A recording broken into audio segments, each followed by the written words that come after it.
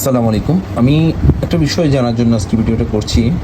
আসলে এই মালটাগুলো সেপ্টেম্বরের 10 তারিখ কেনা। 10 সেপ্টেম্বর 2025 সালে আমরা কিনেছি।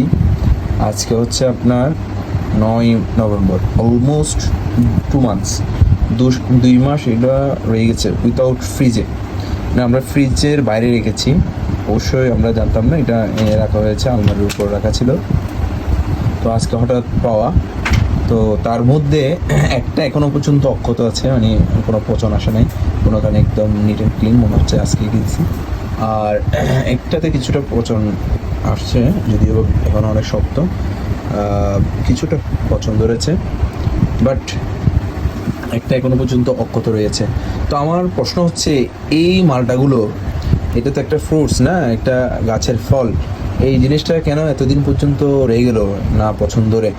হ্যাঁ, এটাতে কি কোনো ধরনের ফরমালিন বা কোনো ধরনের পয়জন ইউজ করা হয়, যেটা কারণে এগুলো পচে নাই?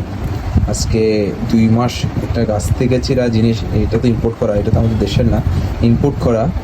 সো এই ইম্পোর্টের জিনিসটাও তো আসতে অনেকদিন সময় লাগে। আমি কিনেছি সেপ্টেম্বরের 10 তারিখ, আজকে অলমোস্ট নভেম্বরের 9 তারিখ। সো এইটা দেখা যাচ্ছে কি অলমোস্ট 2 মাস তো হয়ে গেছে আমি কিনেছি, নষ্ট হয়নি এখনও। হয়তো এটা আরও অনেক দিন যাবে, যেটা ভালো আছে এটা হয়তো আরও পচন আসতে অনেক সময় লাগবে, এখন অনেক শক্ত। বাট একটা কিছুটা পচন আসছে, যদি এটা কিছু একটার সাথে চেপেছিল এই কারণে। সো আপনারা যারা এই বিষয়ে জানেন বা ফ্রুটস নিয়ে বিষয়গুলো তদারকি করেন, জানেন, যদি জানাতে পারেন, ধন্যবাদ।